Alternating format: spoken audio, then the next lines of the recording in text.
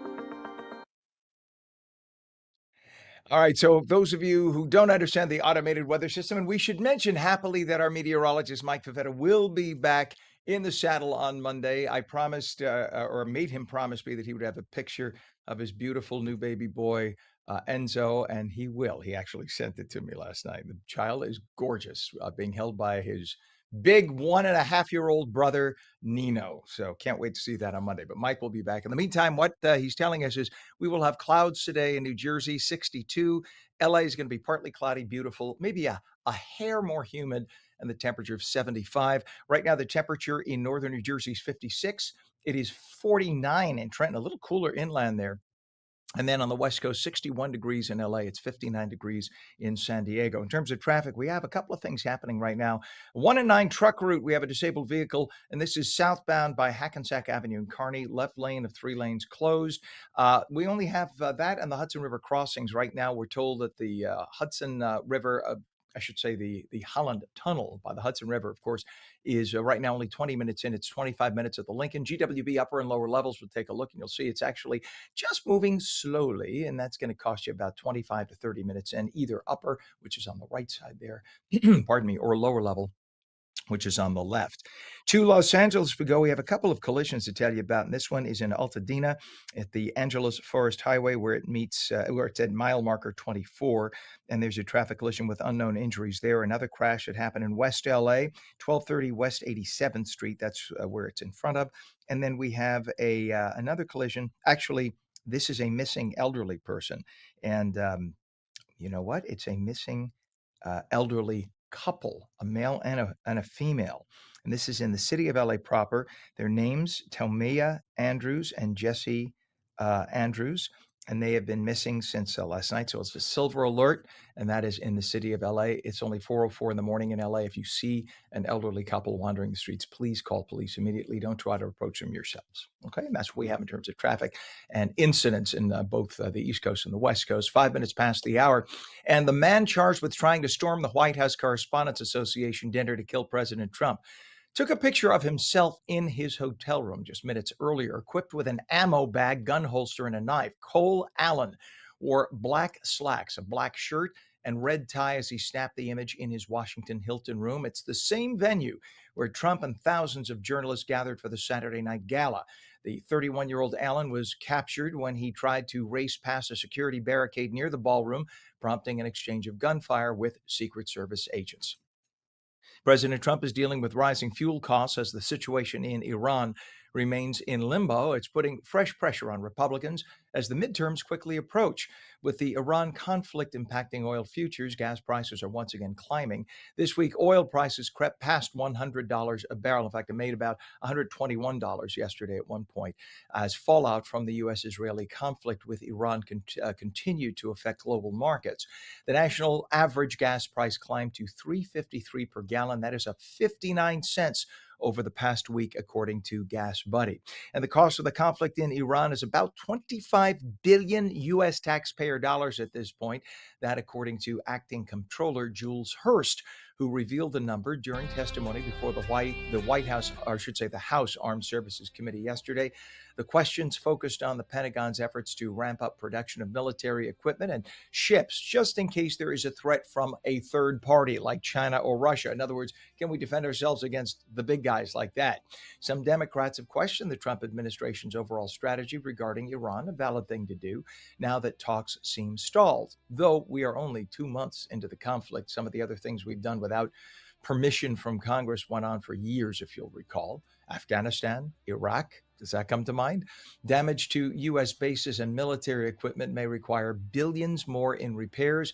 Lawmakers may soon face a vote on extending or ending military authorization under the controversial War Powers Resolution, which many say isn't even legal because the Constitution grants that executive authority to whomever is the president at the time. 7 minutes past the hour, in a supreme act of arrogant disregard, New York City Mayor Zohran Mamdani avoided greeting Britain's King Charles at all but one public event yesterday. Normally, the mayor of New York will follow a visiting royal or a dignitary from another country throughout their entire visit. The two briefly met at the 9/11 memorial, but rather than warmly welcoming the royals, Mamdani used the opportunity to arrogantly ask for the return of a controversial 105-carat diamond to India. Now, listen to the details. It's called the Kohinoor diamond. It's now set in the crown of the Queen Mother that was worn by Queen Elizabeth. It was likely discovered in South India in the 1200s. Yeah, and we don't even know if it's a true story. So that's why you don't confront the current king with something that he probably doesn't even know exists. So in the 13th century, it was discovered in South India. It's believed to have changed hands literally countless times over the centuries that ensued. And in 1849, the gem wound up in Britain's possession following its annexation of the Punjab region of what is now India. And for that, a guy who's never lived in India, Mamdani, thought he could be a wise ass and confront the British royals demanding the return of this instead of just doing your job as a mayor, which is predominantly ceremonial, shaking his hand and welcoming him to New York. Stay in your lane, Mamdani.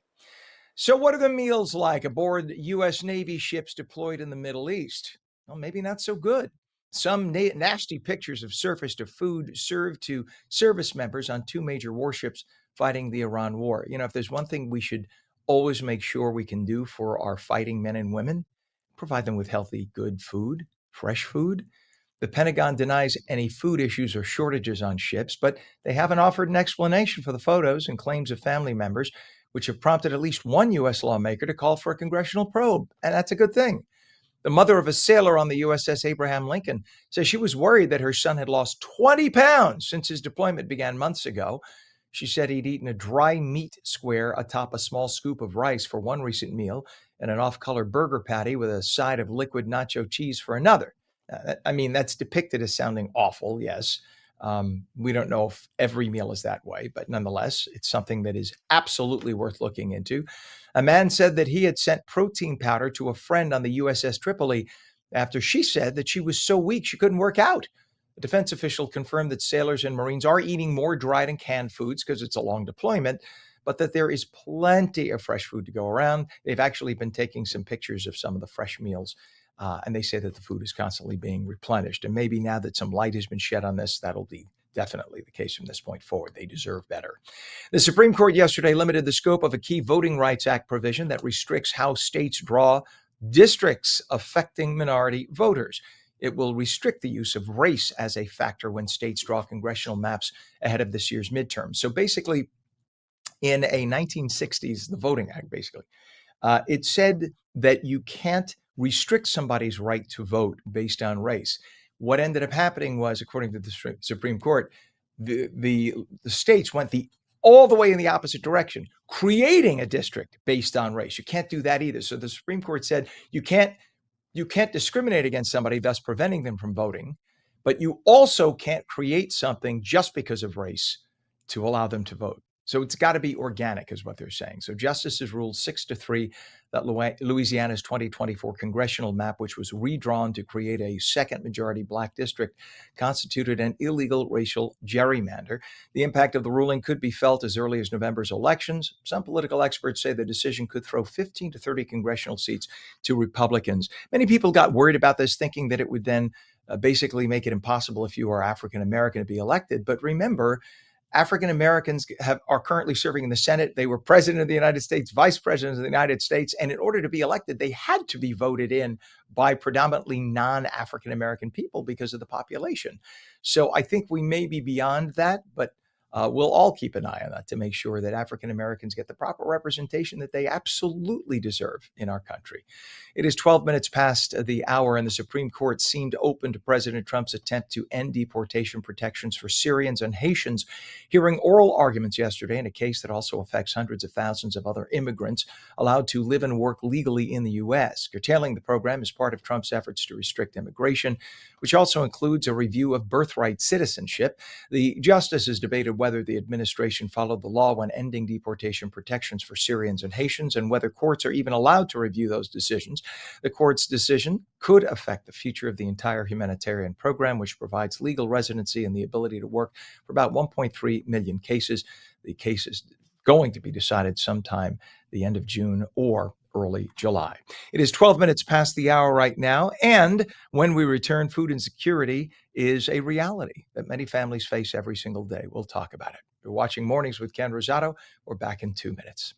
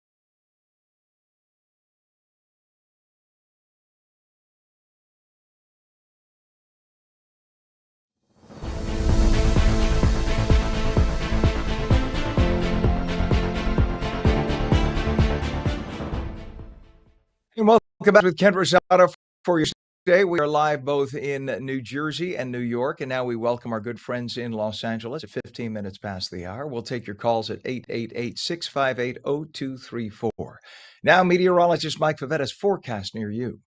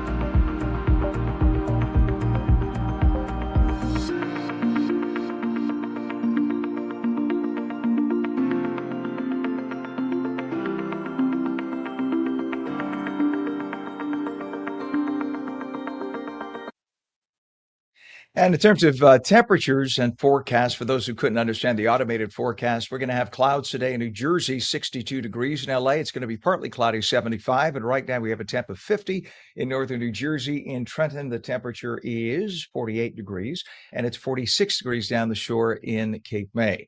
Los Angeles, right now, 58 degrees, 57 degrees in San Diego. Before we go on to traffic, we have a breaking story. Firefighters currently battling a large fire that has engulfed a house in Queens. It happened early this morning. In fact, about 3 a.m. is when it started.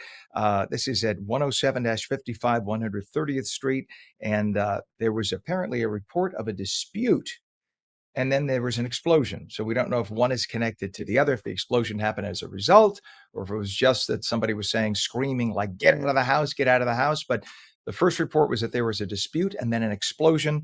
And now we have firefighters battling this huge house fire in Queens. The FDNY is reporting that. If we get any more information, of course, during this broadcast, we will get it to you and try to get you any pictures as they become available, but we'll stay on it. In terms of traffic, we quickly want to mention there's a crash on 495 eastbound by the exit ramp to the from the New Jersey Turnpike, and this is taking you to the Lincoln Tunnel.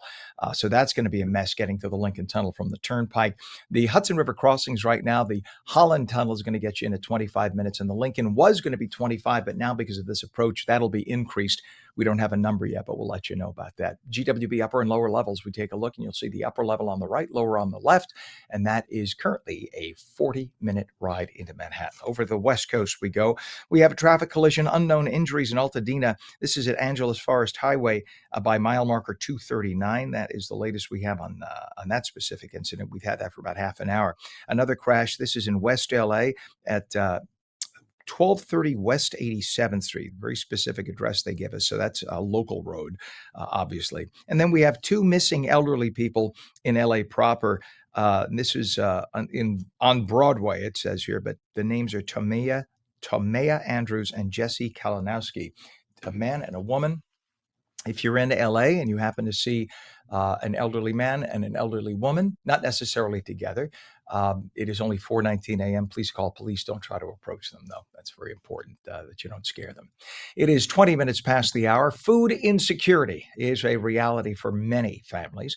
And for children, weekends can be especially difficult. One Sussex County organization is making a difference, helping to ensure students that they have access to meals, hygiene products, and support when school is out.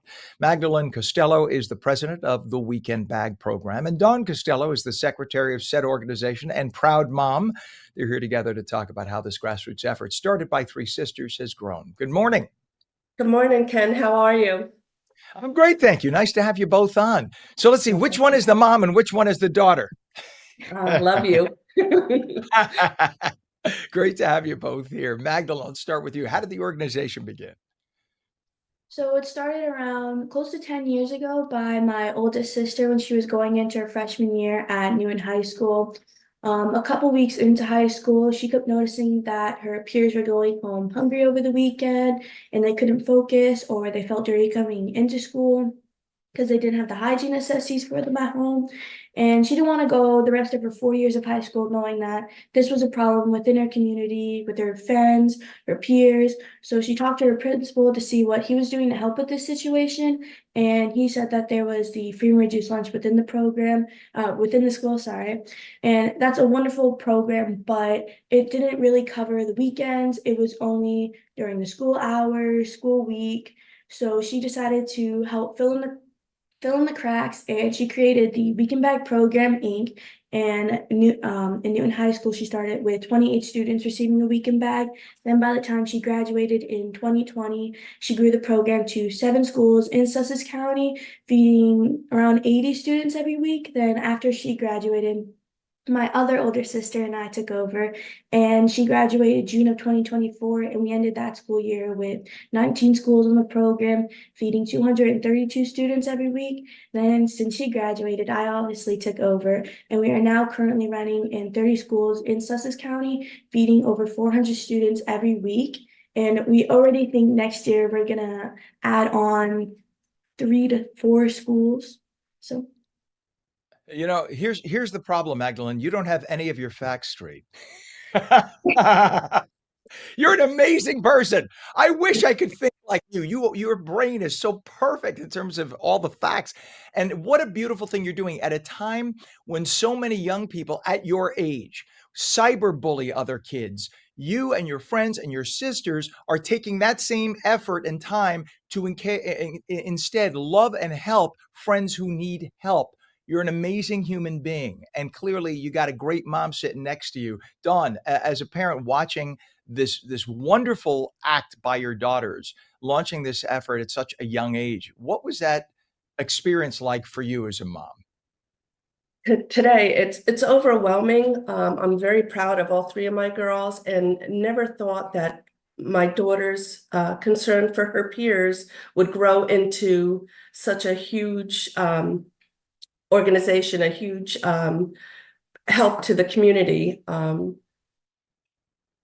It is. Well, but that comes from good home training, mom. That comes from good home training. You don't show the example of love and caring about other people and empathy, then it doesn't then it all it's about is selfishness and doing this. So clearly it started in the home. It's just a beautiful thing. And by the way, what are the sisters' names too? They deserve a shout out here.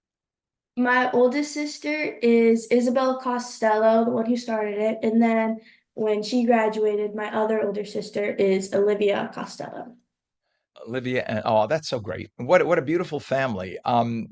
Magdalene, what are some of the challenges that you encounter right now with keeping this together? Is it tough with school doing this? It is a little, sometimes I have to skip school and everything, but my school is very grateful. They always, whenever I have to skip school for a meeting or presentation, they always count it as a business day. Sometimes it can be a little difficult catching up on work, but in the end, I always catch up on it. So for school, it's not too bad. Some other difficulties with this program though is right now it is a little hard getting donations in as much. Uh-huh. When we were first started, when it was just seven schools, a couple schools, it was more easy getting product in to give to the students. But right now, just with everything going on in the world, and we have over 400 students every week, so we need over 400 every single week. So 400 pastas, 400 meal in a cans, a lot. And money donations, monetary donations and product donations, like Maggie said, is getting harder because a lot of people are struggling and living paycheck to paycheck. A Mhm. weekend bag costs about $25 a bag. One of the things that we are very proud of is that we don't put anything in our bags that are expired or about to expire, and we try to keep our weekend bags kid friendly because we have kids that are from pre-K all the way to high school and some college age students. So we want to make sure that the meals that are going into the bags are kid friendly and what most kids like and can fix on their own, because some of these kids are going home to empty homes because parents are working 2, 3 jobs. So that we want to Yeah. make sure that they're easy for them to put together themselves. And Yeah. with the amount of students that we have now, it's close to $10,000 a week if everything had to be purchased to keep the program running week That's a after tough week. call. That's a tough call. And I would imagine when it was you approaching your friends, the generosity is a little easier. But when you spread out into as many schools as you have, the personal touch is not there as much because you can't physically talk to hundreds or thousands of students to urge them. And yet at the same time, the need has increased. That's a tough call. That's a tough one. Have you gone out trying to get some sponsors maybe to donate more? We have a few sponsors, local businesses that help us out, but it's very hard. A lot of times people see it as a kid-run Yeah. program and assume it is a school project when that is not the case. We're a Def small organization, doing a very large Yeah, no goal, having a large help. goal. Yeah, 100%. Well, you know what? Let's first off, I'm sure you have a website. So why don't you share the website? Let's get that out there. It is www.weekendbagprograminc.org. Sorry. No problem. And I'm sure if they Google it, they'll find it that way too. Yeah. So we need to get you back on a somewhat frequent basis. How about we do that every month or two? We have you on, and we keep promoting this because we want to get some more sponsors for you and get as many people to help as possible. What you're doing is a beautiful thing. You're very special Thank people, you. and there's a good place in heaven for good folks like you. I hope Thank everybody you. emulates you for what you do. We'll have you back. Magdalene Costello, president of the Weekend Bag Program, Don Costello, secretary, wonderful, saintly mom. Thank you both for coming on this morning. Thank you, Ken. Thank you bet. so much. You're very welcome. Good people. 28 minutes past the hour. Phone lines are open, by the way. 888-658-0234. And meteorologist Mike Favetta's forecast near you when we come back.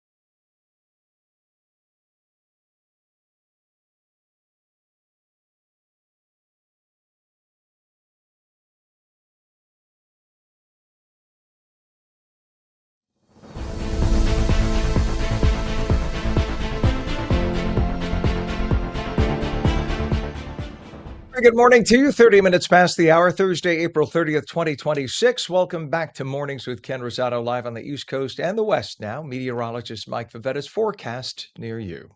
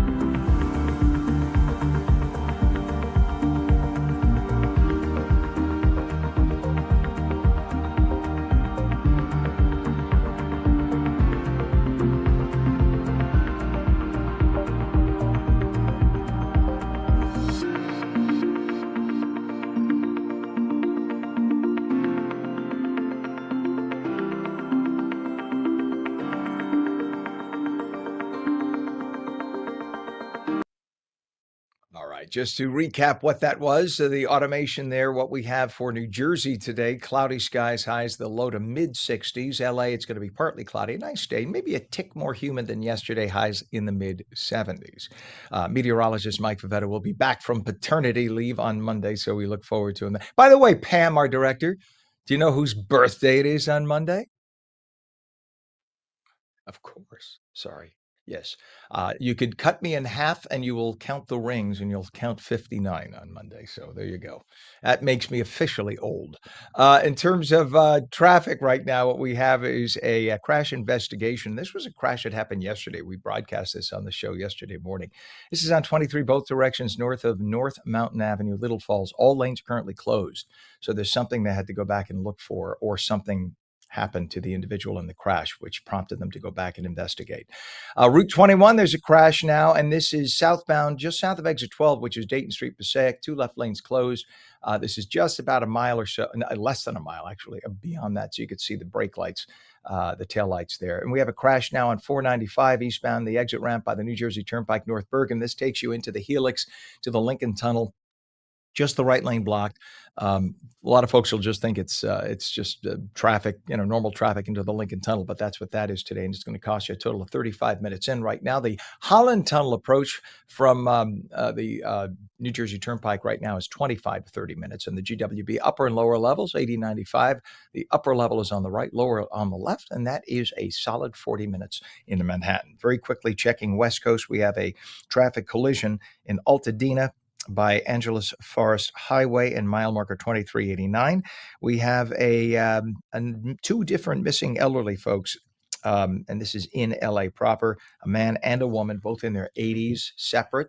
If you happen to see somebody in their 80s wandering somewhat aimlessly at 4:34 in the morning West Coast time, please call police. Don't try to approach them yourselves. 35 minutes past the hour now, and from healthcare innovation and transportation planning to scientific research and the booming film industry, New Jersey is seeing major investments that could shape the state's future economy and workforce for years to come. One of the people covering these developments closely is Tom Bergeron, who is the owner and editor of Binge, who joins us now to break down some of the biggest business and development stories happening across the Garden State. Tom, first off, good morning. And clearly, we didn't scare you away like I thought we might when we had you on for the first time last week. I give credit to you. A lot of people invite me on once. I usually don't get a repeat performance. So thank you to that. And listen, shout out to Maggie and her mom and all that she's doing. That's nice. It's always, look, Ken, you've been doing this for years like I have. It's always nice to run into people that do more in a week than you and I have done in a lifetime. So tip of the hat to the good work they're doing. I think hearing this young lady, her day, it was exhausting me. How do you do that and schoolwork and have tests and whatnot? And I'm a big mush. I hear a story like that, I get choked up and I start to cry. Usually if I have somebody else to work with, like when I was at Channel 7, I would then let Lori Stokes or whatever, let her take it because I can't talk. And when I'm doing this solo, it's hard. This young lady had me crying. It was so beautiful to think, what a good mom too, good family. And I'm sure you love stories like that with Binge. And how exciting now that we have some big stories happening and you run a news organization. So talk about one of the big stories that we had, the opening of the new Hackensack Meridian Health Wellness Center in Metro Park. This is a game changer for folks who are on the run, isn't it? Talk about this. So it's so many stories in one, which is something you and I love. To start, you have a multi-specialty health and wellness center run by Hackensack, one of the premier health organizations in the state. So that's great. You're going to start there. Then they're going to put it at Metro Park. So if you're a commuter, it's easy on, easy off. They open the urgent care as early as 6 a.m. You can come in, you can get blood work, you can get urgent care, you can get physical therapy, you can hop on the train and go where you want to. And then when you come home, you can hop off, and they have a retail pharmacy that's going to fill your prescription. So you have all of that one-stop shopping. And it's not just for commuters. If you're in the greater Middlesex County area, you can come in there too and take advantage of that. But the bigger part that you alluded to here is this is part of the land plan from Chris Calori, the head of NJ Transit and the head of the Department of the Turnpike Authority, under Mikey Sherrill, on the idea of how can we take land that we already own around transit stops and create healthcare, create housing. There's going to be a multifamily development there from Russo Development and the folks at Onyx. So as Chris said the other day, you're taking something that was a stop and ride place, and now it's a stop and live and care and have fun. And there are going to be restaurants, and the state is doing this. And when you look around the state and you think about, look, you and all of our viewers know all of the numerous NJ Transit stops around the state, and even turnpike stops. There's going to be a lot of development around this area as a way to bring a better live, work, play environment to New Jersey. You know, one thing I thought about earlier was in the event that there is a rash of flu cases, a place like that where everybody was in an enclosed space, that maybe 2 days later they start breaking out in the flu, and they're right by Hackensack Meridian as they get off their train 2 days. I don't know. This is just me forecasting this. They would all go at the same time to get treated, and if there's a place where we could find out if flu is, say, rampant or whatever infection, that could be like one of the places. They would be the reporting station to. It's sort of like the canary in the coal mine to let everybody know, hey, flu is spreading in the area. Just I'm being hyper specific with an example, but just the idea that everything is right there is brilliant. And it's you think, why didn't we do this 50 years ago? What's wrong with us? It's unbelievable. And I was talking to Mark Sparta, who's the chief operating officer at HMH. And look, if you talk to anyone in healthcare, they're going to talk about, we want to increase access. We want to increase access. Everybody wants more access to healthcare. Well, the healthcare people need to bring that access to the people to some extent. So that's what Hackensack, that's what NJ Transit is doing in this scenario, is they're creating a situation where it's easy to get healthcare. I mean, imagine going to an urgent care center at 6 o'clock in the morning and they give you a script and you can fill it right there. Either pick it up before you hop on the train or pick it up when you get back home. The ease of use really is going to increase healthcare, which is going to increase wellness, which is good for everybody. No traffic and no, because you're not going from place to place. You got to go get the MRI. You got to go get the prescription. First drop off the paper prescription, then go pick it up. I mean, you're talking about such a savings, and think about the value of the stress that you will be not encountering. Think of how the time that you otherwise would have lost forever that you'll have back. Just a brilliant concept. My bet is this thing works halfway as well as we are hoping that this will be seen in a lot of places throughout New Jersey eventually. Oh, throughout New Jersey and throughout the country, you can better believe. Bob Garrett has talked about how other healthcare CEOs have been calling him around the country, like, "What are you doing? It's a train stop. You're doing what? How does this work?" I think you're going to see things like this, transit-oriented development in any place that has transit, because that's where the people are. You should bring the services to them. And Tom, there's also portal innovations at the Helix. What does that project signal about the future of research and innovation in New Jersey? So this is another one of those why didn't we think of it moments, Here you have the Helix, which we talked about last week, which Chris Palladino and Devco are bringing to New Brunswick, this unbelievable organization that's going to have all kinds of research and translational research and combined with the Rutgers Medical School. So part of this, they brought in something called Portal Innovations, which is going to run sort of a private equity VC firm that's going to help fund and help and source all of these companies to build their products, to build new therapeutics, to build new medical products, all right there in the Helix. So one of the things that Portal likes to do, which they introduced yesterday, and you see the picture right there, they went over to New Brunswick PAC, Portal still being finished out in the space, and they had a conversation with John Flavin, the head of Portal Innovations, and Chris Piccarelli, who's the president of J&J Innovations. So they got together, did a little fireside chat, and all of these founders and investors could come into this room.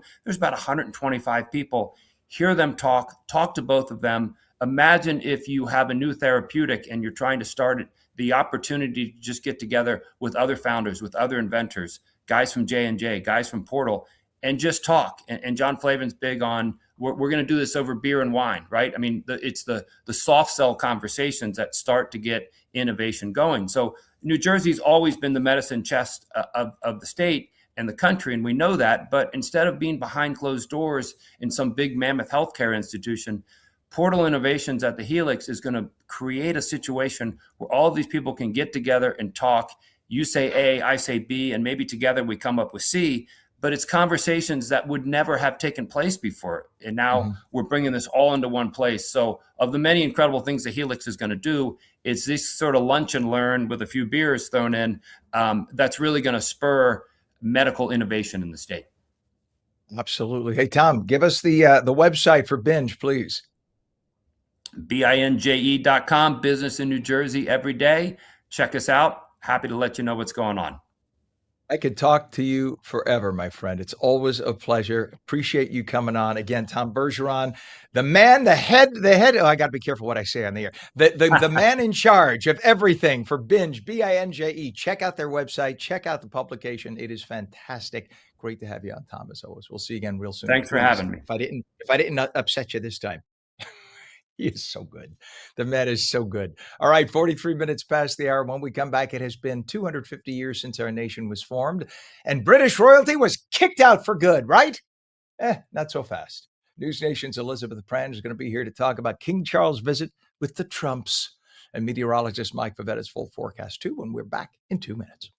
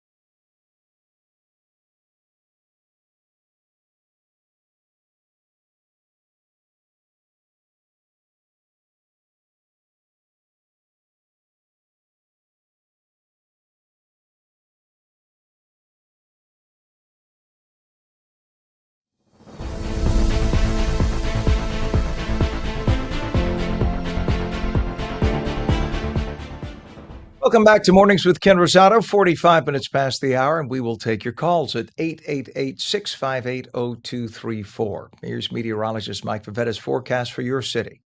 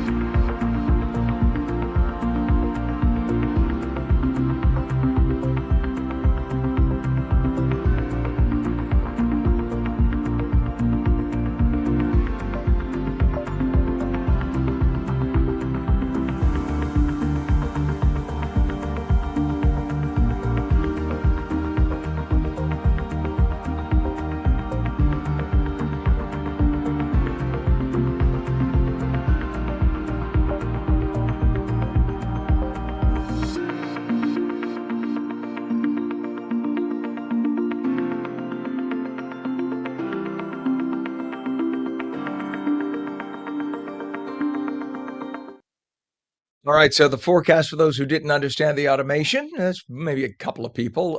Meteorologist Mike Favetta, who's on paternity, but will be back on Monday with pictures of his new baby from he and his wife, Steph.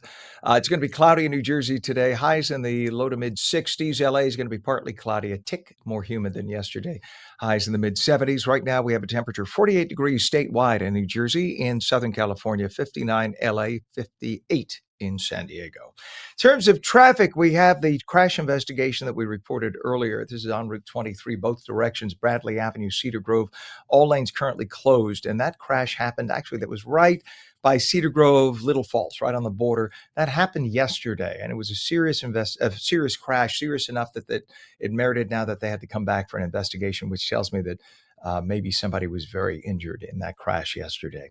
We have a crash on Route 21 southbound, south of exit 12, Dayton Street, Passaic. 2 left lanes of the 3 lanes closed, and look at that standstill traffic. That is the result of that. Your Hudson River crossings right now, the approach to the Holland Tunnel is going to cost you about 25 to 30 into Manhattan. GWB, well, I should mention Lincoln is 30 minutes. GWB is 40 minutes, and you'll see the upper level is on the right, not moving. Lower level on the left, moving very slowly. 49 minutes past the hour, and it has been 250 years. I was there when it started. Since our nation was formed and British royalty was kicked out for good, right? Royals leave. Well, maybe not. It's funny that many of the same people who marched in No Kings rallies cheered the presence of an actual king. Journalist, mom, and wife, and host of the Raising America podcast. You can see her every week at this time here on Mornings. We welcome News Nation's Elizabeth Brand. Good morning, Elizabeth. It's my favorite day of the week, Ken. I was going to ask you out of the gate if Wait, you saw whoa. You clearly have a bad week if it's your favorite. No, I don't. I have a great week. That just tells you how great you are. Okay, so did you see the social media post with the White House when it said 2 kings and it had Prince Charles, King Charles, and that must have driven them crazy. Well, and so then I went down a deep dive because, you and I, other people get on the internet and they probably get on social media, and you and I do that too, but also we just love like politics and news and headlines. And I do a deep dive, especially when we have, pomp and pompous like this. So I was watching how some of, different media outlets were covering it, and they had that printed social media post. They were going around and doing what we call in the media, MOS, man on the street. And one woman's response was, well, the UK's judicial system is different than ours. And I sort of went like this, I hope my 5th grade daughter is learning that there's 3 branches of government, and the monarch and the institution and the parliament are completely different. And there's nothing judicial about the president aside from the fact that he's in the executive branch. But let's go back to the task at hand, Ken, and talk about, these royal visits that are always so carefully orchestrated. And they're usually during fairly calm times, stable periods between the US and the UK. I really wouldn't say that, there are some policy disagreements, right, on the backdrop of this visit. And then you have the monarch who's really dealing with an image problem, right? You have what's going on with former now Prince Andrew. That's in the headlines all the time. You see Prince Harry and Meghan, and they're not turning down any publicity opportunities. And usually it's not favorable. So, they really have to nail this. And I think they're playing it very, very safe. Would you agree? We listened to him when he, talked to Congress, a lot of climate talk. Everything with the president has been there really hasn't been, would you agree, like a tsunami, no controversy, right? 100%. No, that's definitely the case. And one of the things, I don't know if you caught this, Pam, if you could come back a few notches here to when they're all lined up for the group photo. You have the king that. Is it me, or maybe Americans eat more meat and drink more milk? But look at the size differential between President and Mrs. Trump and the King and Queen of England. Now, granted, there is an age disparity there, but a lot. And considering look at the size, it's like the land of giantitis here with the Trumps versus the King and Queen. And you know what I thought about this too? I was scrolling because, like I said, I love looking at the outfits. Now, do I love a Princess Kate, so I want to see like some cute outfits that I could never afford. But at the same time, they always look very poised and beautiful and well dressed. But I know that there's a lot of tradition. But like, get them together. You know what I mean? Like it's It's all good. It's 2026, you know? This is going to be on Snap, whatever, chat, Insta, whatever. So relax, have a little fun. If you're trying to get some positive messaging out, I thought this, I mean, they're stuffy, but relax a little bit. Get a little bit closer. We could do better. Ken, you and I could do better on this one. 100%, right? Well, do you notice that Trump and the king are like practically brushing arms, but the queen is off to one side, like, my husband did not brush his teeth today. And Melania is like, I will stand here and look beautiful. And that's it. It's just the dynamics in the picture. I'll be honest too. When she's in a photograph, whatever she's wearing, I'm like, everyone else can just leave. Everyone else can just leave. She's just I don't care who. That woman knows fashion. I'll tell you what. But I also was noticing what the difference between DC and then New York. And I did notice, which they do, they did it with Princess Diana, a lot of intermingling with, us civilians and going to urban gardens and meeting with families.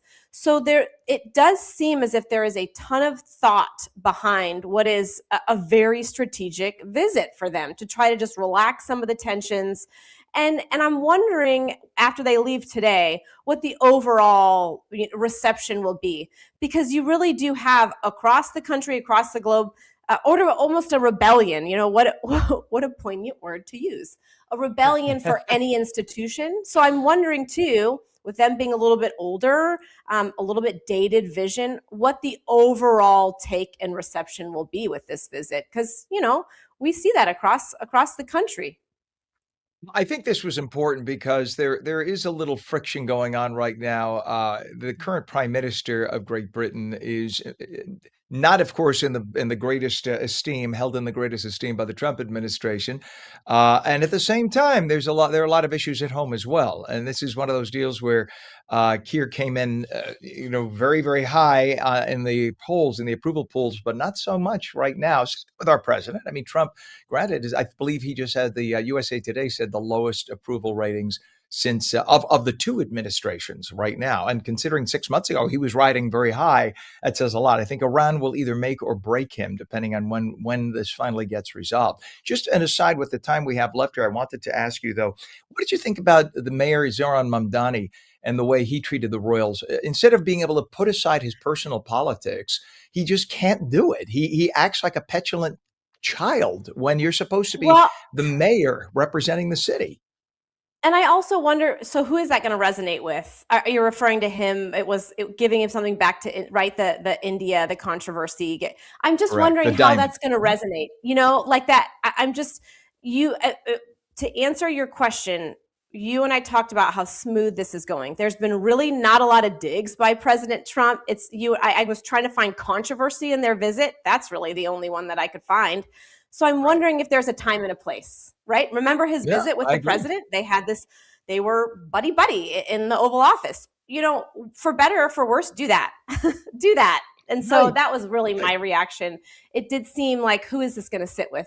Is it for Gen Z? Are they familiar with what you're talking about? Are they getting their information on social media? What? I had to Google it. I had to Google it. The diamond is from the 14th century, and it belonged to so many different people between then and now. It literally, like, over 100 pairs of hands had it at some point.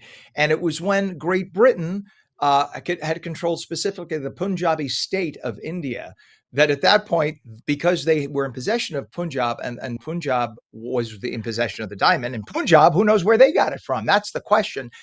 It ended up in England. All right. So the point is, just because Punjab had it at that moment doesn't mean it belonged to India. We don't really know where they got it from. So so you're right. It's like, it's just, the whole controversy is made up just to say, I don't like royals because I'm a communist and I'm a brat. That really is all it is. And I can't agree with anything. If this guy's getting along with Trump, I can't be seen liking him. That's really what it felt like. Well, and you know what I talked about earlier was that there is this rebellion. And so that like, you see it on social media. So you wonder, you think to yourself, well, is that really necessary? I don't know. It's just, there's so many things why don't we talk about immigration? Why don't we talk about what's happening over in the UK? If you want to get real spicy, drop the diamond and talk borders. 100%. Hey, we got about 30 seconds left. We need to know what's going on with the Saving America podcast. Raising America, but we'll call it Saving America too. you and I are saving America, Ken, but we can also raise America. We're hard on midterms. That Sheriff Bianco episode is still bonkers. We're talking about that governor's race out in California. We're slowly creeping back to the East Coast. We're going to be doing it between now and November. So we are definitely your midterm headquarters talking to the candidates.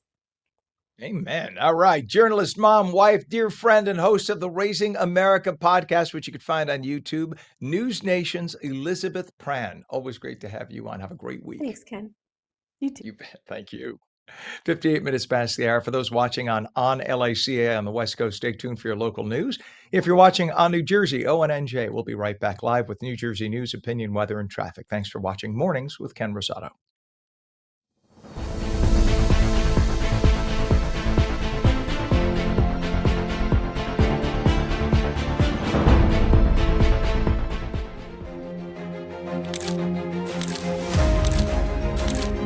And now, a word from our friends from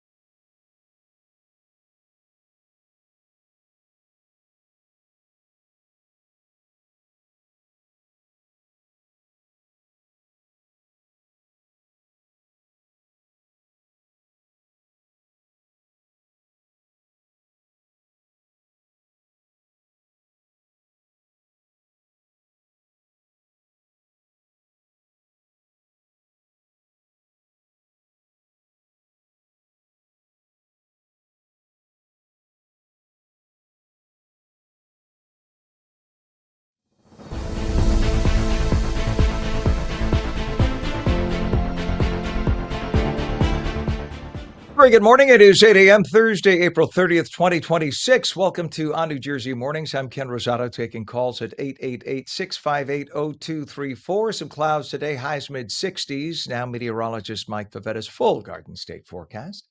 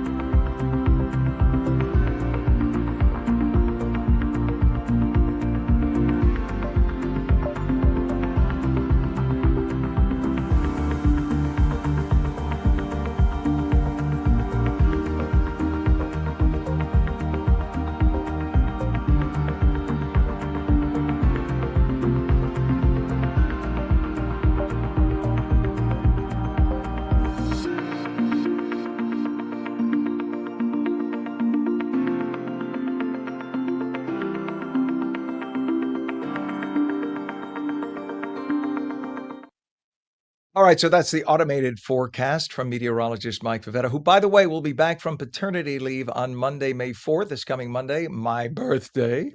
So it'll be good to have him back now that he had his little baby. He and Steph, his beautiful wife, had their beautiful baby, Enzo. So we get to see some fresh baby pictures on Monday. In the meantime, we take a look at our forecast and the forecast from the automation there that Mike provided. Cloudy in New Jersey today, temps in the mid 60s. And that's basically what we have right now. Mostly cloudy right now. Temps a little cooler than that, 48 degrees. Northern New Jersey, it is also 48 in Trenton. It's 45 degrees in Cape May and 47 degrees in Vineland. We look at traffic in the area. Let's go to the Garden State Parkway. This is pure volume, but 6.5 miles of volume. And that's actually moving better than it was just a minute ago, but that's a Garden State Parkway. This is at exit 147 approximately, but all the way from 143 to 149, it's volume. It's kind of stop and go volume. And that's just numbers of cars as they get on to go to work at 8 o'clock in the morning. That's what's happening. That's as you approach the Bloomfield area. We have a crash investigation on Route 23, both directions. They're saying now that it's by Bradford Avenue, Cedar Grove. It's right at the edge where 23 Cedar Grove, Little Falls meet. And this happened yesterday. There was a serious accident that caused a mess of traffic there yesterday. And the fact that they're back doing a crash investigation 24 hours later suggests something happened in that 24-hour period. I'll let your mind wander and figure that out of respect. I won't say. We have a crash on Route 21 southbound, south of exit 12, Dayton Street in Passaic. 2 left lanes closed there. Look at what is the result of the 2 left lanes being closed. Your approaches to the Lincoln and Holland Tunnel. Pam, I'm going to throw a wrench at you. If you can get 139, the 139 cam going into or from the turnpike to the Holland Tunnel, you'll see I got it on my screen here. It's jammed.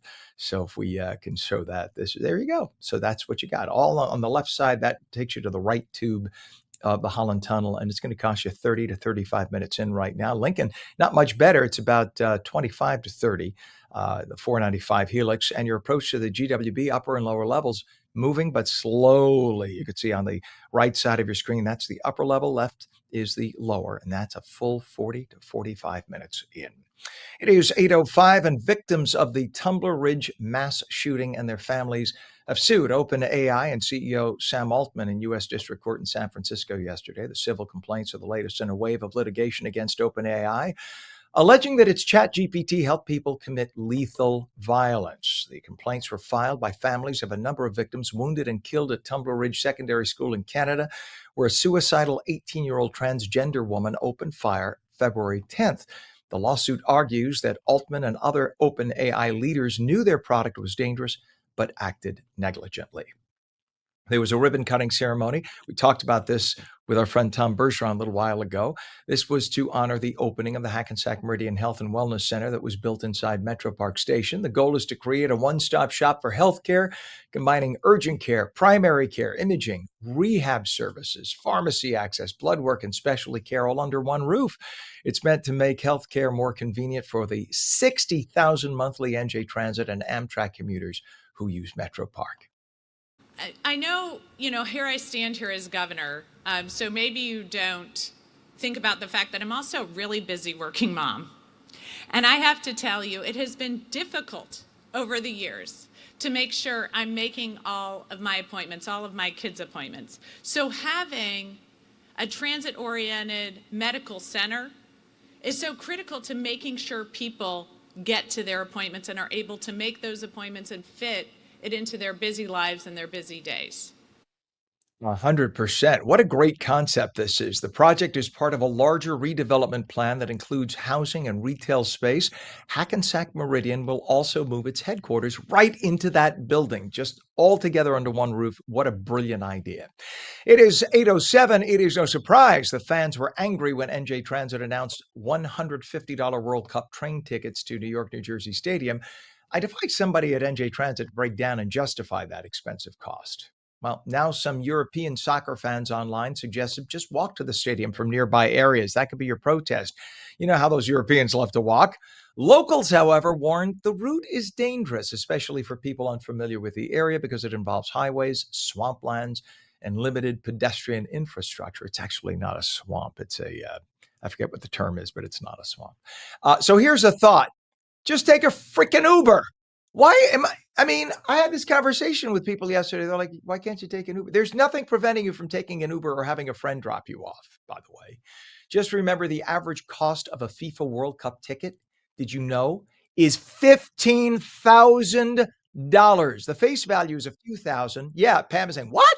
Yeah, that's what the average going ticket price per ticket for a FIFA, or we're not talking just the finals, for any of the FIFA games, 15 grand. So these are not people who are like, hey, Joe, I scraped together $50. You want to go see a Yankees game? No, no, no, no, no. These are wealthy people getting on private jets from Europe, flying to like Teterboro Airport and staying in an expensive hotel in Manhattan, going to expensive restaurants, and probably limoing to and from. And if they do take the train for traffic purposes, they can afford $150. This isn't Joey Bag of Donuts and his little son Frankie, daddy and son, going to see a $75 game. So don't mix it up. There is nobody going to FIFA World Cup who is a local with $50. There is nobody. Period. It's like I mean, this is the Super Bowl of soccer. Think about it. 8:09 right now, and the New Jersey Economic Development Authority, the EDA, granted Hackensack Performing Arts Center, known as HackPack, $500,000 for its very cool Illumination 250 Festival. The fall event will celebrate America's 250th anniversary, building on the popular Hackensack Oktoberfest celebration called Hackensack Oktoberfest. Love that. It's being billed as a regional festival experience and is expected to draw huge crowds. Among the fun will be a giant community puppet procession, a large-scale immersive light installation. That is not the video at all. Nope. Just come back full. Just come back, because I don't want people to get confused and think this has, hey, thank you. That has nothing to, it's a great event, but that is not it. Anyway, there's going to be a large scale immersive light installation and an audio flash mob. And who knows? Maybe the governor will show up. I'm sure she will. The Supreme Court unanimously allowed a New Jersey-based crisis pregnancy center to fight a Garden State subpoena demanding access to its donor information. The lower courts had dismissed First Choice Women's Resource Center's lawsuit, buying New Jersey's assertion that the plaintiffs could not sue to quash the subpoena due to the fact that the state needed a court order to enforce it. Well, the justices disagreed, with conservative Neil Gorsuch writing, quote, an official demand for private donor information is enough to discourage reasonable individuals from associating with a group. So First Choice Women's Resource Centers had contended that being compelled to share donor info with the state could have a chilling effect on individuals giving it money, and accused New Jersey officials of a political fishing expedition. So to break down in English what this means, this organization is not even though they offer all women's services, they try to dissuade women from having abortions. Ding, ding, ding. The very left-wing New Jersey people are very pro-abortion, didn't like that. And they were trying to demand that anyone who donates money to this organization, that they get the names of those people donating, like "We Nazi your papers," very Nazi-esque for a political party that loves to call the right the Nazis. And so the Supreme Court has now sided, saying, no, you do not have a right to demand to know who the donors are for a private organization like First Choice, who tries to tell women, if women want to go have abortions, there are 100,000 places in New Jersey they can go. This is one place that doesn't offer abortions as the first choice. You don't like it? Okay, you don't like it. That's fine. That's your privilege. But you can't mandate. No one's going to the folks at Planned Parenthood and saying, you must tell me your donors. So what right does New Jersey have to go up to this private organization? Because what? They're a little more religious and anti-abortion. They're going to demand to know who the donors are. Like, that isn't going to cause a chilling effect to the people who want to donate money. If now all of a sudden the Matt Platkin types, although he's no longer the Attorney General in New Jersey, who would take a look at who was doing the donating and maybe go down and let's do a little investigation of that person's business, would not put it past the political party running New Jersey from doing that. The New Jersey Lottery announced the official winners of its Jersey's Top Dogs contest yesterday. The organization, recognizing 18 official top dogs, will be featured on Jersey Dog, the lottery's new scratch-off game. Dog owners throughout the state submitted their pet picks who hoped their pooch would be picked to be pictured. You got that? On New Jersey's new scratch-off. So your dog's picture could be on there. There was a statewide public vote that narrowed the number down to 50. The final 18 were then picked from that list. And if you'd like to see the 18 pooches, go to jerseystopdogs.com. And how about a nice cool jump in a New Jersey lake? Well, World Atlas says you'd better look out for snakes. Water snakes, ribbon snakes, milk snakes, black racers, not only present, but present in big quantities in some Garden State lakes. Did you know? Locations listed include Merrill Creek Reservoir, Manasquan Reservoir, Parvin Lake, Lake Hopatcong, and the Mullica River. Now, most snakes in New Jersey are non-venomous and actually beneficial to us because they eat rats. But the eastern timber rattlesnake is one of the snakes that is venomous, and it's usually found in remote wooded areas. And a master signal, an equivalent of a laser, has reached us from a distant galaxy. Its origin and intensity make it an exceptional case. So maybe this was intelligent life. The signal traveled several billion years through space before reaching us. The emission was captured by the Meerkat radio telescope in South Africa after a journey of about 8 billion light years. I was there when they sent it out. And finally, how about this? We may no longer need to rely on foreign batteries to power our electronics. Geologists have announced that the Appalachian Mountains could be hiding a sprawling multi-billion-dollar cache of lithium that could last the U.S. hundreds of years. Finally, officials with Carnival Cruise Lines confirmed the death of a female passenger who fell from her room's balcony and onto a deck below Monday morning. As the Carnival Forense ship was at Catalina Island on Monday, law enforcement was on board to investigate. It is now 49 degrees in northern New Jersey, 51 in Trenton. And when we come back, May is Huntington's Disease Awareness Month. We'll talk about it. We're back in 2 minutes.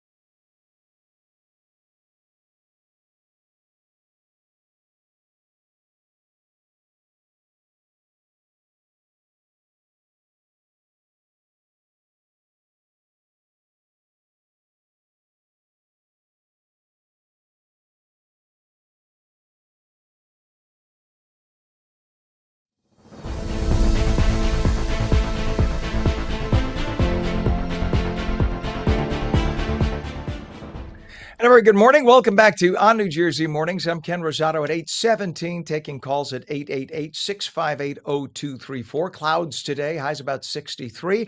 And speaking of taking calls, Pam, did you punch it up? All right. So let's go right now to Jeff from Livingston. Good morning, Jeff. Hey, good morning, Ken. How are you today? And Pam, of Great. course.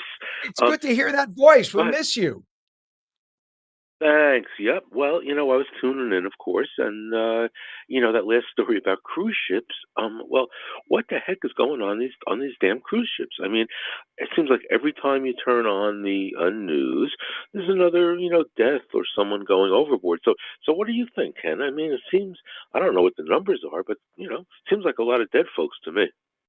I actually can give you an answer to that because I have a friend of mine who works for Actually, well, I don't want to give it away and say that company, but let's just say Yes. that company Right. because it's the biggest. And his words, and he's been there 20 plus years. It comes down to one thing: alcohol. You have a bunch of people who Mm. are captured, the captive audience there. They're on a ship for 3 to 7 to 14 days. All they do is drink like fish, quite literally. And then stupid things happen. And, stupid circumstances, stupid results. And unfortunately, you have this happening all too often. We had recently a case of a step brother and stepsister, and now the step brother is accused in the murder of that stepsister. Why? One allegation was that they were both very drunk and they got into a fight with each other. And it turns out the stepsister ended up dead. This happens more and more. You don't just fall off a rail over a rail that comes up to your mid chest unless you are very inebriated and trying to do something stupid. So, not saying it couldn't happen any other ways, but it's a great question. And I think that has a lot to do with it. Jeff, have you cruised before? Yeah, I have actually. We've been on a few cruises over the years, and I'll tell you, I like to have a couple of cocktails and relax. But geez, I can't imagine falling overboard or pushing someone overboard. I mean, that wouldn't be in my in my wheelhouse. So it's to me, it's just kind of shocking.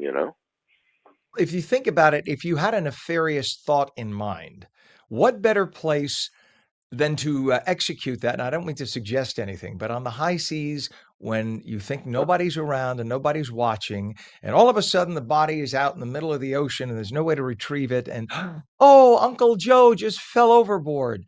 I mean, not to be again to suggest something nefarious, but yet I think people think it's the perfect circumstance, not thinking about the fact because of alcohol again that there are probably 50 surveillance cameras behind them.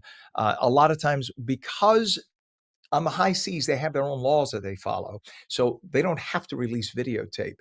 But I can tell you from my friend who works for this very big cruise line that the international authorities get that videotape. And in many cases, this is how they prosecute their cases. People think nobody's around, nobody's watching, and there is videotape. So if you're thinking about using the high seas to commit your nefarious act, think again. Well, and one other thing, pops into my mind relative to these situations. There seems to be a lot of these stories when people are just out on, pleasure boats, their own boats or sailboats or, and, rowboat, I don't know, canoe.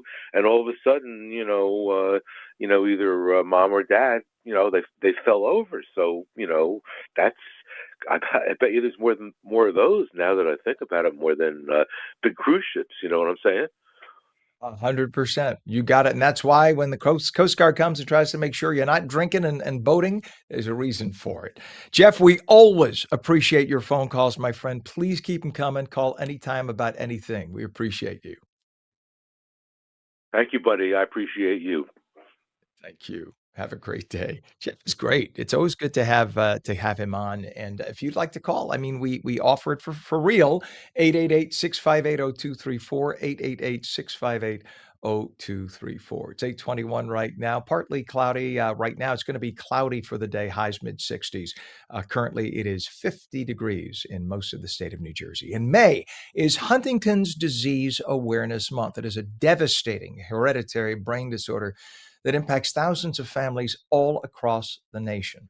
Along with spreading awareness and education, advocates are also working to raise funds for research, support services, and families impacted by the disease.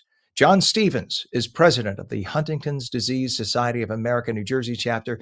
He's here to talk about his connection to the disease. And we say good morning to you, John. Good morning, Ken, and it's good to see you, and thank you. I'm so happy to be back on again.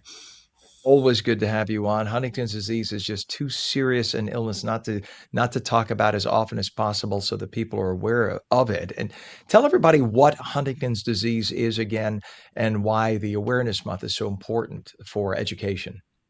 Absolutely. So Huntington's disease is a rare disease. It's fatal. There is no cure, and there's not even medicine on the market to slow down the progression of the disease. And it's an inherited genetic condition. So each sibling of a parent that has Huntington's disease has a 50-50 chance of inheriting the gene that causes Huntington's disease. And George Huntington in 1872, way back then, was the first to characterize the characteristics of Huntington's disease, and Nancy Wexler and her team in 1993 discovered the gene that causes Huntington's disease. And all of us, every one of us has the gene, but it's a good gene in 99+ % of us. But unfortunately, people with Huntington's disease, what happens over time, in simple terms, the gene mutates and it starts releasing toxic proteins in the brain. And once that happens, the onset of Huntington's disease starts. And as you said, Ken, in the US, there's estimated that 30 to 40,000 people have HD, with 200,000 at risk, hence the 50-50 chance. And in New Jersey, it's estimated that 900 to 1,200 people have Huntington's disease, with 7,000 people at risk. And it's good. You should know that it's very non-discriminatory. It affects people across all races, genders, backgrounds. And symptoms include involuntary movements. It used to be Huntington's chorea, and chorea means involuntary movements, impaired thinking and judgment, personality changes. It causes severe anger outbursts, hallucinations, anxiety, depression. Falls is common, difficulty swallowing. And it has been said that Huntington's disease is called the devil of all diseases because it has all the characteristics of Alzheimer's, Parkinson's, and ALS all in one. And the reason why I do what I do, and I'm so passionate about awareness and creating awareness and raising funds, is my wife had Huntington's disease. She passed away August of 2022. She spent 5 years in a nursing home, Lisa Chateau. And I have 3 daughters, and my youngest daughter has tested positive for the disease, and which means 100% someday. She's not showing any symptoms. She's doing good, but 100% she's going to get the disease. She has 3 children, and all those kids, all 3 of my grandkids are at risk. So I do what I do for them and all the people in across the HD universe. And you're right, May is HD Awareness Month, so we have a lot of things going on in May to create awareness and raise funds. John, if I may, at this point when you test like your daughter did, is the only thing you could really hope for, and we pray for, is that symptoms wouldn't start until she's in her 80s? I mean, is there a chance it would wait very long in life? Yeah, so, unfortunately with Huntington's disease, there's no boilerplate. So what happened with my wife doesn't necessarily translate the same thing is going to happen with my daughter. But my wife didn't start to show signs until her early 50s. So you kind of hope for that. But there are people that show signs in their 60s, 30s, 40s. And without getting very scientific, there's a thing called a CAD count. That's how many times that gene, mutates. And the higher the CAD count, the faster the mutation. So my daughter's is lower in the spectrum. So you really, I pray every day that she doesn't know the effects of this disease for a very long time. And hopefully at some point, there's some medicine that comes out that can help her. Yeah, I mean, we're in an era where we can now gene splice electronically, and you would think that they should be able to isolate that gene and just short circuit it and stop it. You just think with AI that in the near future, that's got to be something they're looking at. And the funny thing is, and I don't mean to say funny, haha, funny, but is when you have a disease that impacts a small amount of the relatively small amount of the population. That's good news because it's a relatively small amount of the population. But the bad news is that means there's also not as many resources dedicated because it's relatively small. Let's talk about this Saturday's Team Hope 5K and 1 mile walk. It's happening near Belmar in Lake Como, great community. Check in at 7:45 a.m. Talk about that, please, for us. Oh, absolutely. So we've been doing this, and I wish I can't off the top of my head remember how many years, but we've been doing it a lot of years. And we're doing, as you said, a 1 mile walk, a 5K event. And I will tell you, as of today, we're almost at 300 attendees, which is going to be an all-time record. We've already raised well over $40,000. So if you're not doing anything on Saturday, come on down. Bar A, it starts at Bar A in Belmar and it ends there. Registration's at 7:45. The race goes off at 9. It's followed by a delicious buffet lunch at Bar A. And if you come, you're going to get one of these really beautiful Team Hope shirts. And, just ask any of my son-in-laws. They are the most comfortable shirts anywhere. So we're looking forward to a great day. And when you do the weather for the rest of the day, say, even if it's a little bit of chance of rain, say it's going to get nice on Saturday and we're going to have great weather and a great turnout. So it's a great way to it's a great way to raise money, obviously, and that everything that we raise at these events goes for family services, for advocacy work, and for research grants. So it's everything we do is trying to drive towards helping the families in New Jersey and also be able to do research, but it's also a great way to bring the HD community to come, people with HD, people at risk, people at families of HD. It's a nice time for everybody to get together and have a common cause for a single day. I love it. John, tell everyone your website so they can get more info and donate. So it's at hdsanj.org,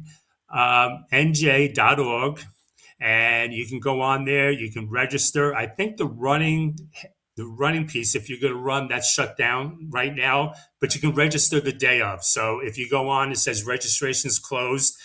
That's only because we're working with the running company and, they have to create the bibs and all that kind of stuff, but still come, still register. You can still sign up for the walk. And if you just want to donate, even if it's $1, I don't care. Just every little bit helps to reach our goals.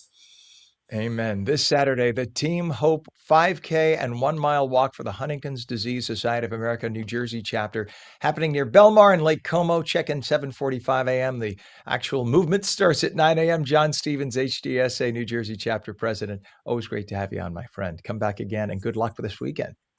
Thank you, and thank you for having me. And I look forward to everybody who's on this looking at me right now. Come on down and say hi. You bet. You're a good man. Go and see that T-shirt. That's the thing. See how sexy John shows off that T-shirt. There you go. Baby. You're awesome. Doesn't get any better than that. That's it. You just sold 10 million of those shirts right there. All right, John. Great having you on, my friend. Have a great weekend and all the best on Saturday. Thank you so much. Now, take care. You bet. You bet. 8:30 right now. When we come back, one of New Jersey's most iconic shopping destinations prepping for a major transformation. We'll explain in 2 minutes.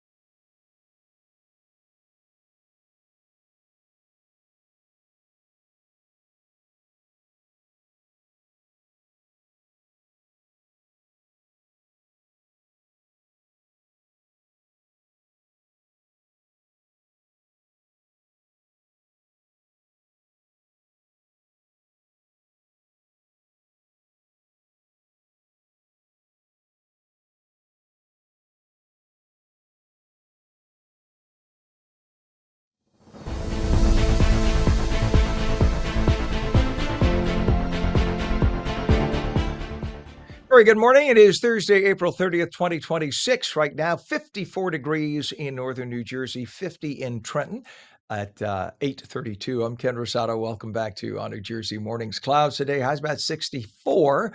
Here's meteorologist Mike Favetta's Garden State forecast.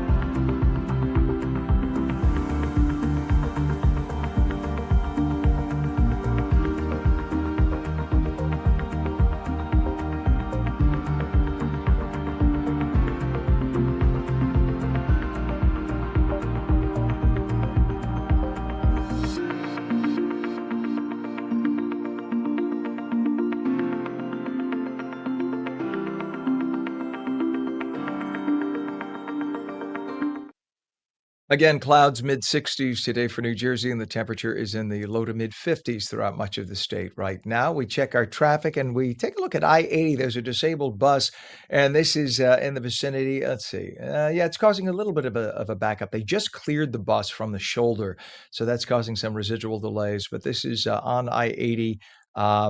This was, let's see, of course, they just pulled it off the list. So I don't even have. Here we go. Yeah, this was by exit 61, River Road, Elmwood Park.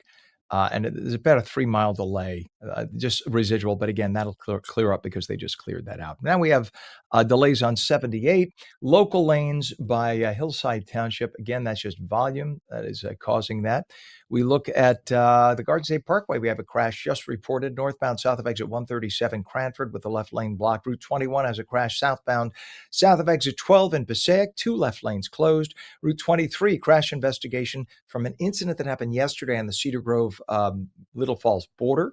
And your Hudson River crossings, Lincoln and Holland, now both reporting 30 minutes in. GWB, 45 minutes, upper and lower level, pretty heavy. You can take a look at the upper on the right, lower on the left. Of course, that's a frozen image, but nonetheless, it is still only moving about 5 miles an hour. So the actual moving image looks pretty similar to that.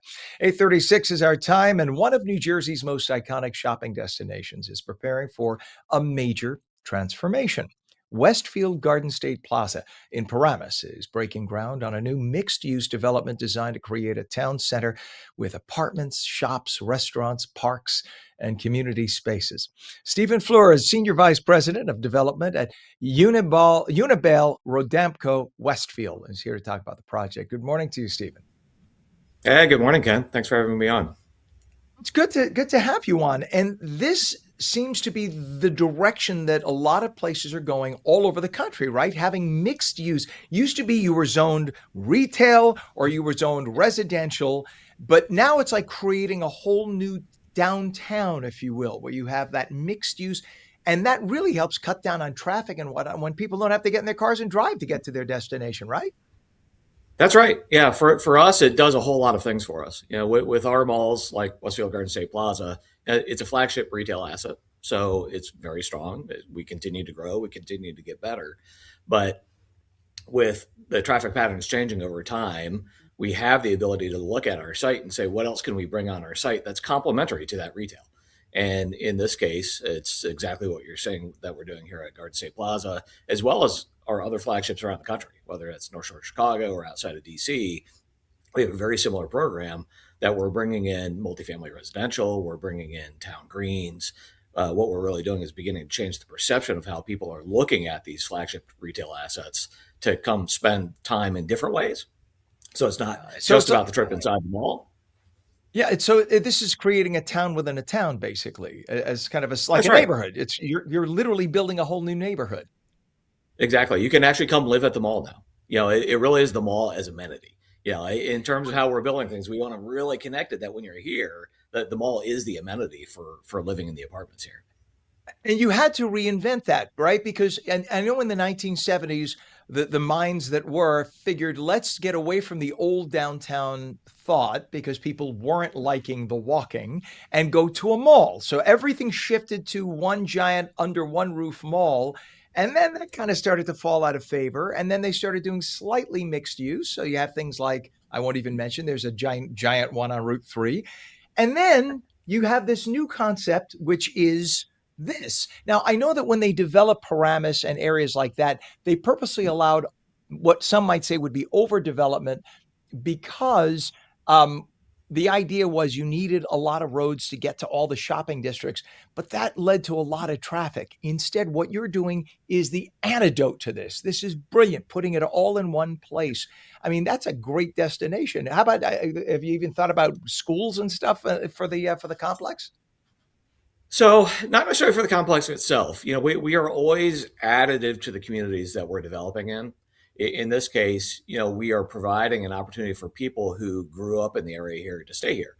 So, when you think about the history of the area, it's been solidly single family home over the years. And when you grow up here, you may not want to live in a single family home as the first place that you live, or maybe you can't live there coming right out of college or as a young professional, but you really still want to stay in your neighborhood. This is home. This is where you want to raise your family in the future, and this is where you want to get a start.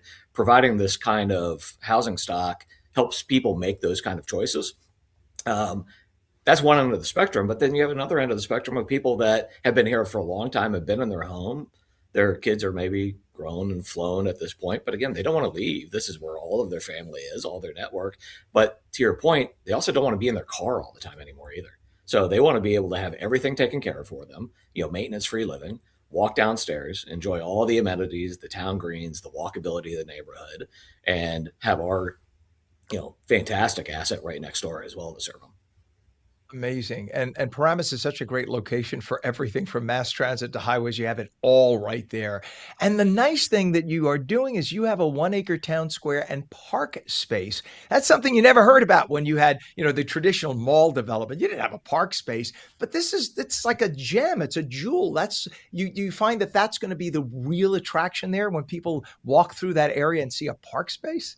That's amazing. We think so. When we do the planning on these sites, you're not wrong. When you look at the mall's past, we maybe focus on the courts inside, and we'd have very certain kinds of events. Of course, we have some very commercial events here at Garden State Plaza as well, with Big Santa, for instance, where we do some really large scale events out in the parking lot, really for the mall side and for the greater community.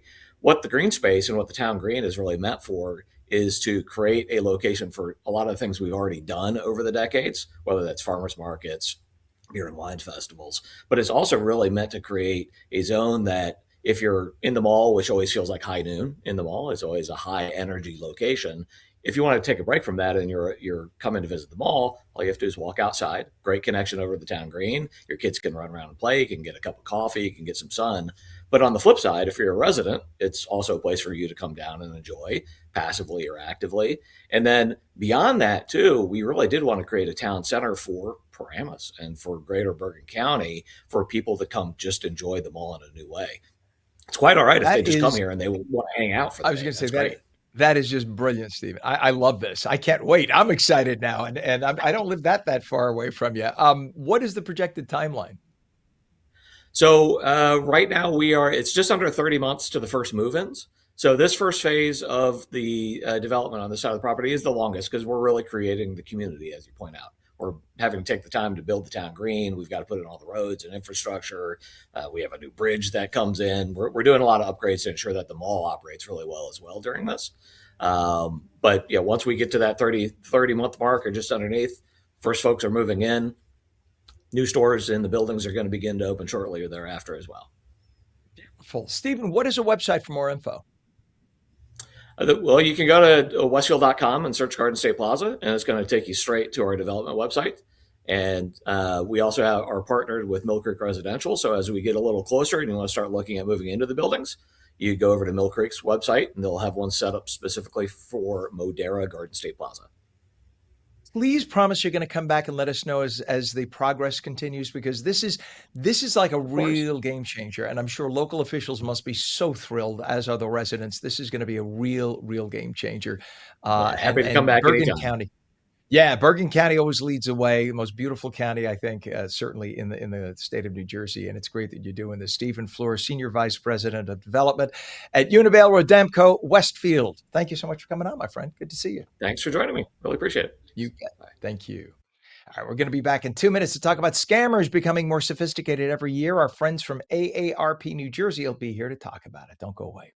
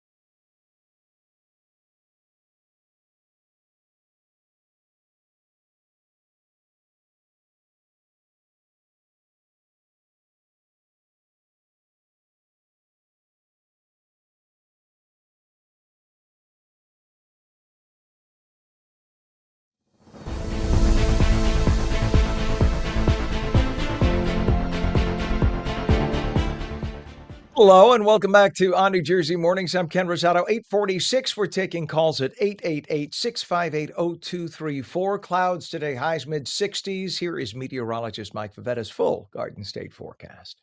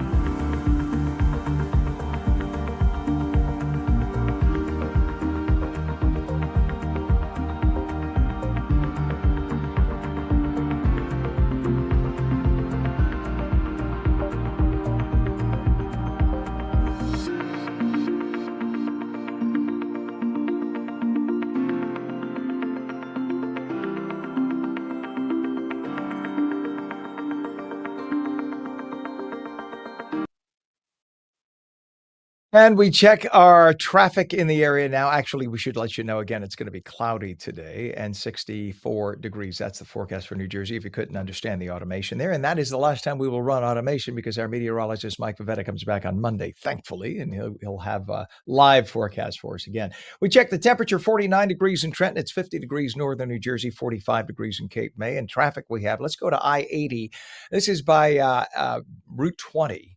And you can see there's a little bit of traffic. That's the oncoming traffic, and that's been building for the last half hour. That is pure volume right now. Earlier, there was a disabled bus on the shoulder that's been moved. So now this might just be residual from that.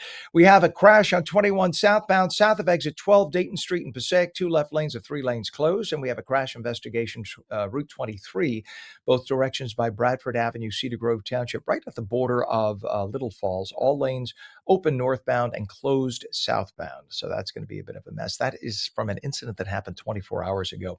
Your approaches to the Hudson River, Lincoln and Holland, 20 to 25 minutes in now, and GWB upper and lower levels moving, but slowly. Upper level on the right, lower on the left. Is going to cost you 35 minutes in at this hour. It is 8:49, and now our friends from AARP New Jersey. And now a word from our friends from AARP New Jersey.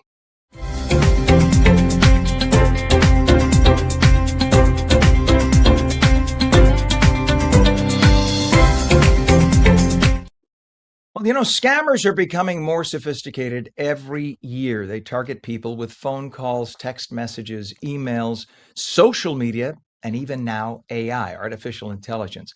New Jersey communities are working to educate residents on how to recognize these scams.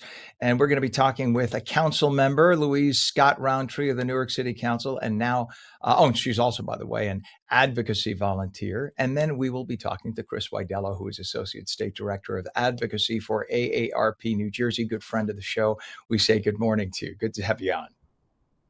Good morning, Ken. Good to see you. How's everything? Chris, I know that the council member will be joining us hopefully in just a little bit, but let's talk about this fraud awareness and how important it is now more than ever before, and how specifically seniors get trapped. I can't tell you how many times I get a call, and thankfully she calls first before she clicks. My mother's 87. She's pretty savvy, though, with her phone and her computer, but she will show me something that even I have to take a triple look at, and she says, I just got this from the power company. They're saying they're going to cut us off because we haven't paid. I'm like, do not click. How is this happening still in this era, and why is it happening even more? Yeah, you have to question and scrutinize everything. You are just bombarded, and older adults are oversampled in a way that other adults are not. So they're hit up more times than maybe the average person who's not older. But 42% of Americans have been, have had money taken from them through fraud or scams. So that's about 141 million people across the country, and that adds up to billions of dollars every single year. It's everywhere.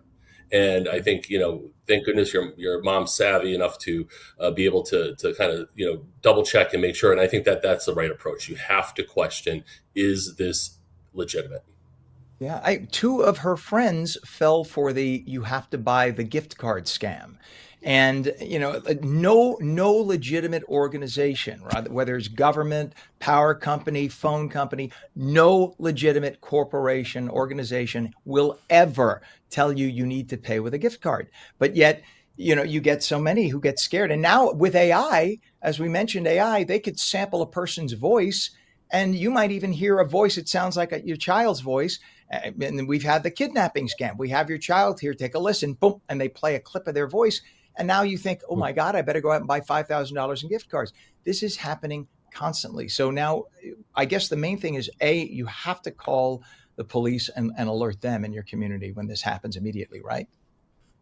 Yeah, it all starts there, right? So like you said, no legitimate payment is requested through gift cards. If you are asked to do something for any reason, pay through a gift card, cryptocurrency, that is not legitimate, especially government entities. You're never going to be asked to pay your taxes through gift cards or cryptocurrency. And AI is now so prevalent and so good that scammers and fraudsters are figuring out how to use this. And like you said, they can impersonate your voice, and to try to separate you from your money. It's a crime, and so you have to I've heard of people, saying that they have like a code word. So if they are being asked for something, they say, what's our secret word? I mean, but you have to take these type of precautions. But if you find yourself a victim of a fraud, you need to start with the local police. And even if they say, hey, I don't know that it's worth it, what are we going to do? Filing the police report is the first step. So if there is ever a situation where there is some restitution, or they catch these fraudsters, you will be, legally entitled to some type of restitution if you have that police report. That's how you report the crime. So it's really important to start there. And then we also have the Fraud Watch Network at AARP, which can give you some counseling and tell you what some next steps could be. I'm happy to announce also that a supermarket near me here I'm in northern New Jersey, and over the holidays, I went to buy a number of gift cards. I bought maybe 10, I think, Visa gift cards. And the cashier, I guess it's part of the supermarket's program. The cashier looked at me, and I guess I'm not looking like I'm 20 anymore, Chris. And the cashier said, I mean, maybe 25. Cashier said Not a to day me, over 30. God bless you. This is why I watch you on AARP on New Jersey. The cashier said, "Are you buying this for somebody? Or have you been coerced?" Or they went through a whole litany. And I was so thankful. I know some people would say, just give me the cards. I was so thankful and grateful that they asked those questions, because if they're asking me, they're asking others. And it could be anyone's relative who is in a circumstance where they just think, as smart as they are, that maybe I'd better do this or else my relative's life could be in jeopardy or something. So I was glad that they took the time to do that. And I'm guessing we're seeing that more and more, but still not enough to alert people, especially in their older age, that there are scammers out there at every turn.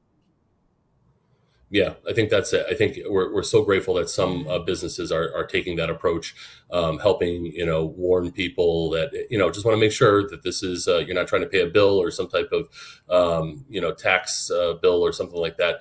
Because, I think people get, right, when you are posed with this thing that I haven't paid a bill, or maybe somebody's in trouble, it's preying on your emotions. You're not thinking necessarily clearly. You're worried about, like, how do I get this resolved, right? I don't want to be in debt. I don't want to, my loved one needs dollars. I need to get them there. There's also romance scams where people, fake a relationship to get to your money.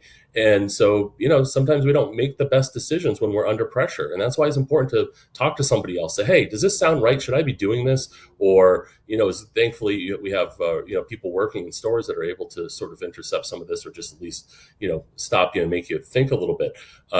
But we need more of it. And we need to make sure there are protections in place to ensure that these scams, are stopped. It's a $1 billion industry. It's a multi-billion-dollar industry every single year, and they're getting good. But we have to remember, this is a crime.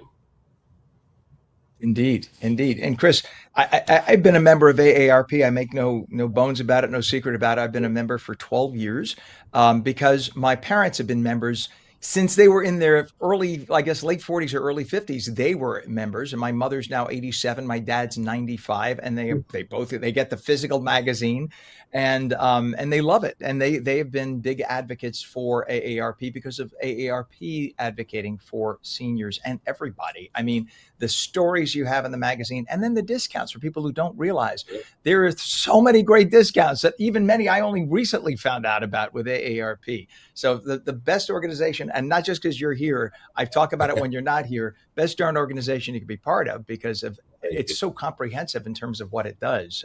I'm sure AARP has addressed this in the magazine over the years.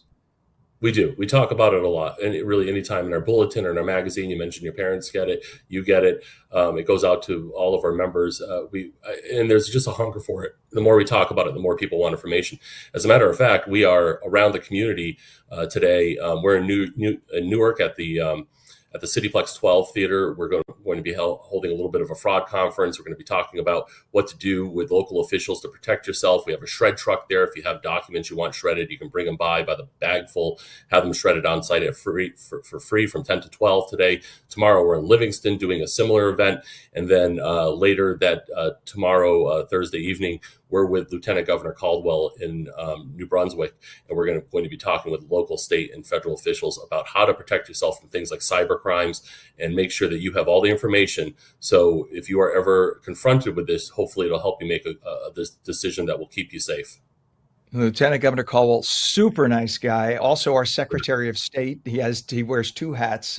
Just a great guy, and what a great service, especially for anyone who's filed their taxes. Take all the papers you don't need now and get them shredded. Do not just throw them in the garbage. Chris, what's a website for more information from our friends, you guys at AARP? Yeah, absolutely. We have so much to offer. www.aarp.org/NJ.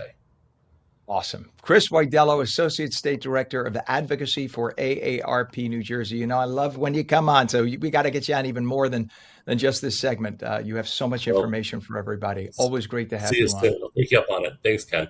You bet. Please. Thank you. That's how New Jersey Mornings. Have a great day.